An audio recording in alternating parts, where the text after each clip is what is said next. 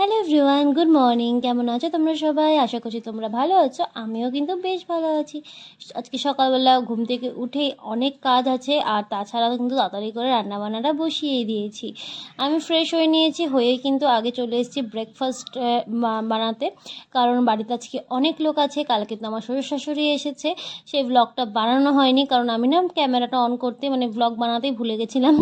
তো যাই হোক, আর আজকে তো রিহুর বার্থডে, তাই কিন্তু ব্রেকফাস্ট ওখানে বানানোর পর কিন্তু আমি ওখানে 5 রকমের ভাজা বসিয়ে দিয়েছি। আগের দিনে সবজিগুলো সব কেটে রেখেছিলাম, আর তারপরে কিন্তু একদিকে ডাল সেদ্ধ করতেও বসিয়েছি। এতক্ষণ রিহু ঘুমোচ্ছিল, এখন না রিহু ঘুম থেকে উঠে গেছে, আর ঘুম থেকে ওঠার পরে একটু হলেও ও মায়ের কাছে আসবেই, না হলে কিন্তু ওকে রাখা যাবে না, কেউ রাখতে পারবে না। তো 10 মিনিট আমি ওকে কোলে নিয়ে রান্নাবান্না করে নিলাম। তারপরে কিন্তু আমি আবার ওকে ওর বাবার কাছে, ঠাকুমা দাদুর কাছে দিয়ে তারপরে কিন্তু আমি আমার কাজ শুরু করে দিয়েছি। এরপর আমি ওকে ব্রেকফাস্ট খাওয়াতে এসেছি, কিন্তু আমাদের আগেই ব্রেকফাস্ট খাওয়া হয়ে গেছে। ও যেহেতু একটু দেরি করে ঘুম থেকে উঠেছে, তাই দেরি করে সমস্ত রুটিন ওর হবে। আর ওকে তো আমি ব্রেকফাস্ট আজকে দিচ্ছি, যেই স্যারেলাকটা আমি বাড়িতে বানাই সেই স্যারেলাকটাই দিচ্ছি। আর ওকে না আমি যেহেতু টিভি বা ফোন দেখিয়ে খাওয়াই না, তার জন্য ওকে এটা ওটা সেটা দেখেই আমাকে কিন্তু খাওয়াতে হয়। হ্যাঁ, কোনো দিন আমার ভালো না লাগলে দুপুরবেলাটা, যেহেতু বাইরে রোদ থাকে, তার জন্য কিন্তু আমি ওই একটু টিভিটা চালিয়ে দিই যখন আমার ভালো লাগে না। না হলে কিন্তু ঘরের ভেতর থেকে আমি ওকে এই পাখি, বাদর এইসব দেখিয়েই কিন্তু খাইয়ে দিই। আর তারপরে কিন্তু ওকে খাওয়ানোর পর আবার আমার রান্নাবান্না স্টার্ট হয়ে গেছে। আগে তো 5 রকমের ভাজা আর ডালটা হয়েই গেছিলো, এবার শুধু 2 রকমের মাছ হলেই কিন্তু আমার রান্না হয়ে যাবে। আজকে বানাবো চিংড়ি মাছের মালাইকারি, আর নর্মাল বেগুন আর আলু দিয়ে ইলিশ মাছের ঝোল।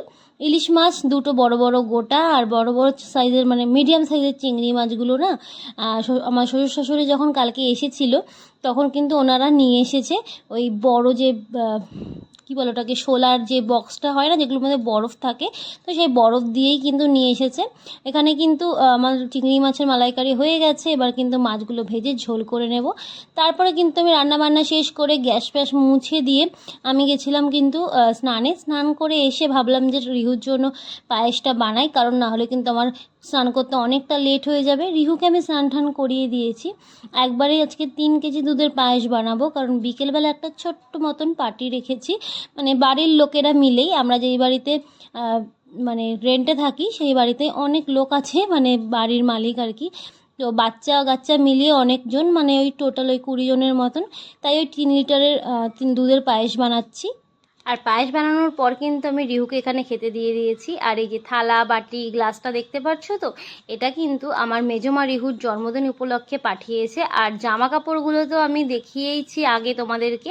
এই যে জামাটা পরেছে আজকে, এই জামাটা কিন্তু ওই আমার ঝুমুদ্দি দিয়েছে। ও বলেছিল যে রিহুকে কিন্তু দুপুরবেলা এটা পরিয়ে খাওয়াবি, তাই আমি কিন্তু সেটাই করছি। তো ও আশা করি ব্লগটা দেখছে।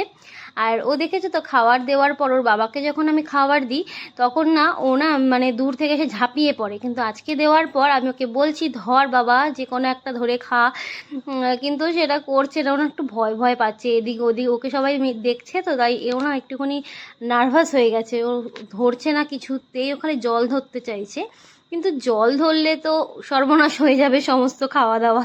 এইগুলো তো আর খেতে পারবে না, এগুলো তোর মামাই খাবে। জাস্ট ওর একটু রিচুয়ালস আর কি, নিয়মটা রক্ষা করা। প্রথমে আমি ওকে একটুখানি পায়েস মুখে দিয়ে দিয়েছিলাম, আর তারপরে সমস্ত রকম তরকারি থেকে অল্প অল্প করে নিয়ে একটুখানি ভাত মেখেছিলাম, অল্প সামান্য। তো সেই ভাতটাই কিন্তু আমি ওকে একটু খাইয়েছিলাম।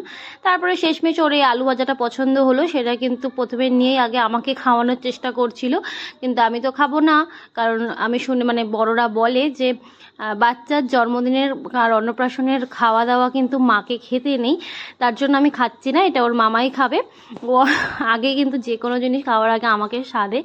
তো যাই হোক, এখন কিন্তু ওকে দেখো খাইয়ে দিয়েছিলাম, আর এত ঝাল তরকারি দিয়ে খাইয়েছি। রিহু কিন্তু একবারও কোনো কান্না করেনি, ও কিন্তু আরামসে খেয়ে নিয়েছে, কারণ এতদিন তো ও নুন ছাড়া খাবার খেয়েছে, আর এখন মশলাদার নুন দিয়ে খাবারটা ওর বেশ টেস্টি লাগছে।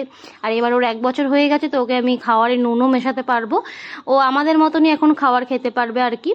তো চলো, আর এরপরে কিন্তু ওকে আমি অল্প অল্প করে খাবার দিয়েছিলাম, আমার সাথে পায়েসও দিচ্ছিলাম, যদি ঝাল লাগে বাই চান্স, তাই জন্য মুখটা যেন মিষ্টি মিষ্টি হয়ে যায়।